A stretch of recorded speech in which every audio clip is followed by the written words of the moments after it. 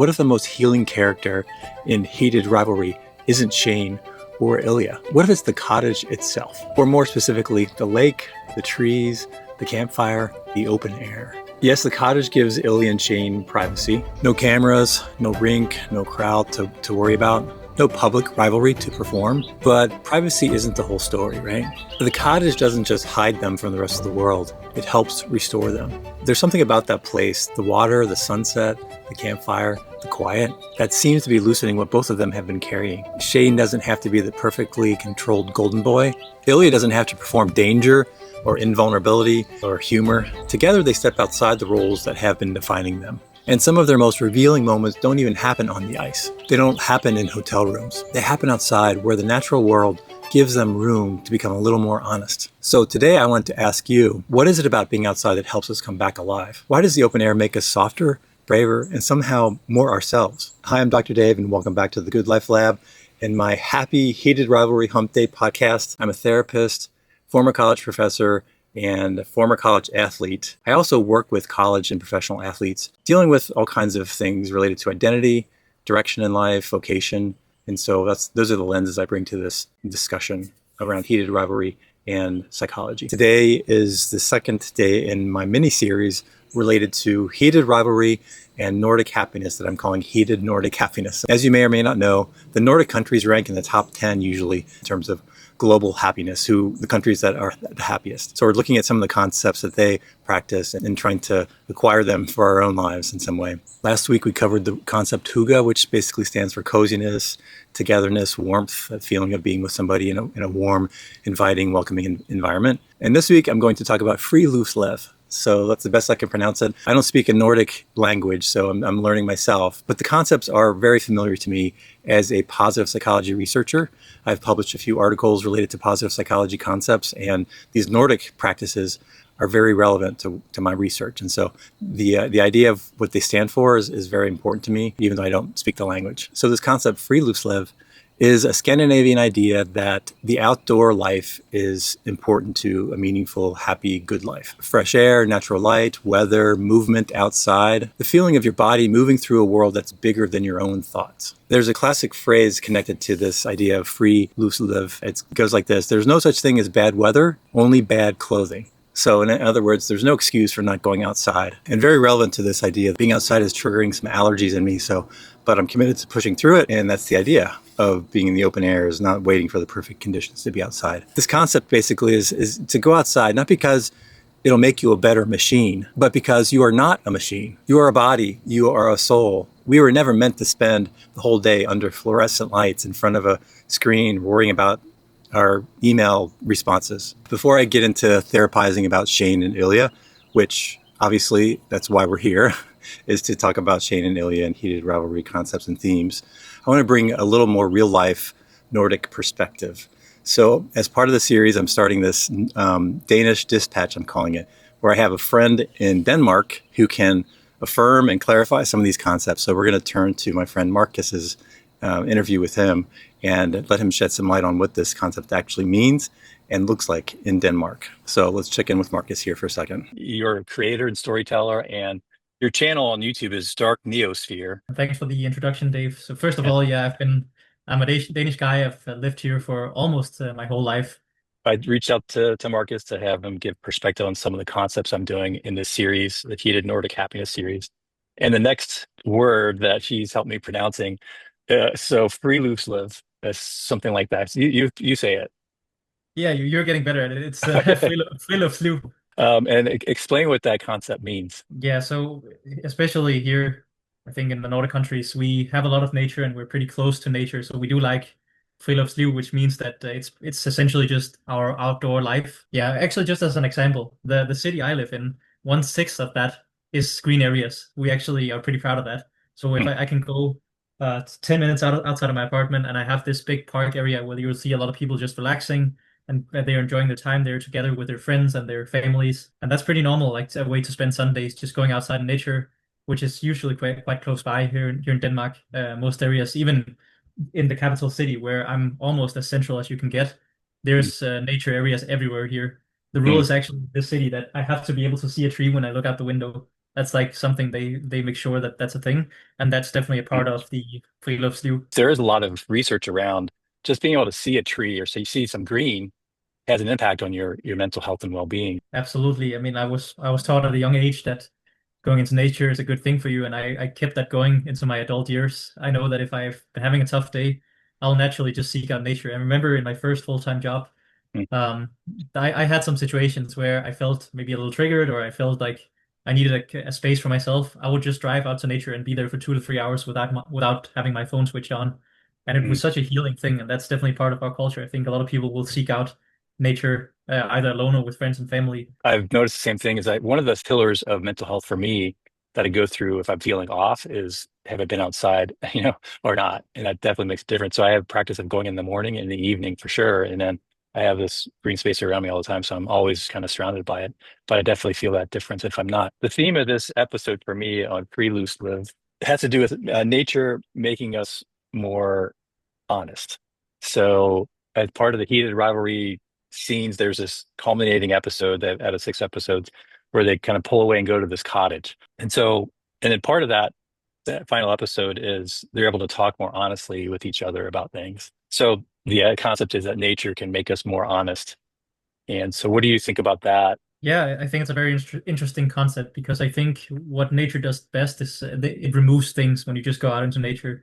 It kind of removes like your attachments to whatever Mm, you have in your everyday life. If you truly just go for a long walk in nature, and if you disconnect from your phone, your thoughts will start to creep up, and you'll have different perspectives come up that you might not be open to on an everyday life, and you might actually have thoughts about your life and things you might want to share with your partner and stuff like that. So at least for me, I'm a very honest person, and I think when we go out to on a long walk, we are probably sharing even more than we normally are, even though we are mm, quite honest with each other normally. Mm. Um, but yeah, I just think it opens up something in our minds and our bodies when we decide to just disconnect and go out into nature. And I think that's why it's such a good thing for mhm, our body and spirit, really. Like it's in my opinion one of the best things you can do. Consistently, just occasionally go out into nature and be there for a couple hours, and I feel so much better in my mind and my body mhm. when I've done that. The distractions kind of fall away when you're walking with somebody and talking to them. If you're not both connected to your phone, you're present with each other. You're kind of forced to be present with each other. So that's true as well. Definitely, my conversation with Marcus helped to affirm a lot of what I've learned about this concept and how he practices it in his life and how important it is for him to be outside. But my conversation with Marcus also brought up the idea as part of this heated rivalry theme as well that being outside can help you be more honest with yourself and with other people because the distractions start to fall away and you're in some ways stuck with each other to talk about things that are more relevant, more meaningful, more pertinent to your relationship or just what's going on in your life. You have the time to talk about it. So being outside for Ilya and Shane created that space without the distractions of their phones or the public or the rivalry. They have time to connect in a more meaningful way. Another important part of this concept is to not just get outside because nature is pretty. It's more like go outside because the world is bigger than your stress, bigger than your performance, and bigger than the identity you've been kind of managing all day long. Which brings us back again to Shane and Ilya. In the cottage episode, the outdoor scenes move them out of the usual containers of their lives. They're not in the arena, they're not in front of the cameras or the public scrutiny. They're at the lake.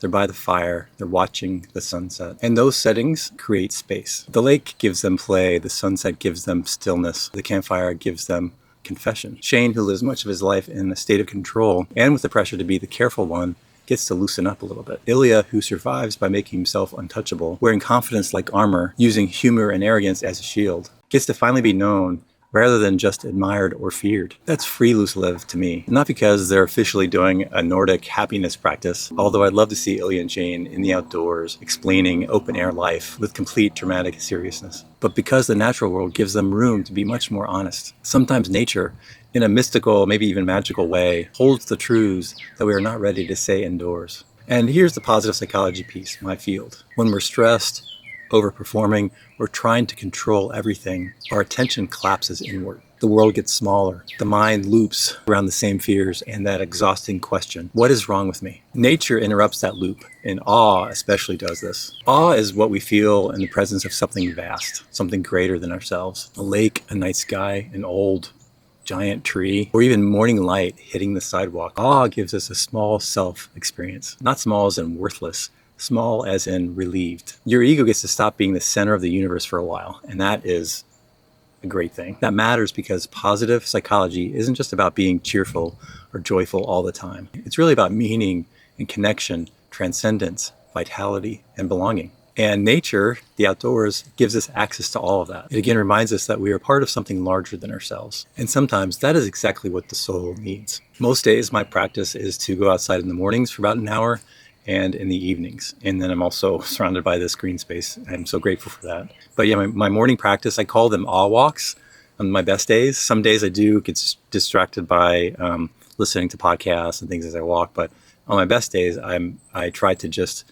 be enraptured by and observant of and mindful of my surroundings. That's where I connect to something greater than myself, reminded of something greater than myself, not caught up in just my own thoughts, although that seems to be kind of like a cleansing time. I have the space to think carefully and deeply on these walks, but also that time of thinking deeply also can lead to just not thinking about anything in specific, just kind of letting your mind wander. For me, this is where Friluftsliv overlaps with positive psychology, spirituality, and a good life. A good life isn't just built by thinking good thoughts. It's built by creating rhythms that put us back in touch with reality, with beauty, with transcendence, with something larger than our anxious minds. So here's your Heated Nordic Happiness challenge for the week. Take one awe walk. You don't have to hike a mountain or buy special gear. Just go outside for 15, 20 minutes and observe. Leave your phone at home and look around. Pay attention to your surroundings more carefully. And if it helps, look for three things: something beautiful, something alive, and something that helps you feel connected to something larger than yourself. Nature, God, the universe, or simply the fact that you're here alive, walking through a world that you did not create, but somehow you get to enjoy. So my lesson for today is to let the natural world remind you that your life is happening inside something larger, older, wilder, and more beautiful than your inbox. All right, that's it for episode 2 of Heated Nordic Happiness. Today we talked about Friluftsliv and how the outdoor scenes between Ilya and Shane show us something true about intimacy. Sometimes people need more than just privacy to tell the truth. Sometimes they need spaciousness. So if you haven't already, please subscribe. I'm trying to reach my next milestone of 5,000 subscribers, which is quite a bit of ways away from where I am now. So if you wouldn't mind, please subscribe. And tune in next week. We're continuing our series on the Heated Nordic Happiness and bringing in some Nordic positive psychology practices into our lives. And then in future episodes, I'll be doing a series on my coaching framework and how, as a therapist and coach, I would work with Ilya and Shane more specifically. So I'm excited about that series. I'm still putting it together, trying to conceptualize how that would work, but I'm going to treat them as a case study and maybe behind the scenes, what they're going through, sort of like a Wicked Wizard of Oz kind of approach, where I'm going to do the Wicked, like behind the scenes story of what you see in the Heated Rivalry HBO series. So as a therapist working with them and how that impacts their lives in the series. And don't forget to let your life speak, because there's gold in the shadows. All right, have a great rest of your day and get outside. Enjoy the open air.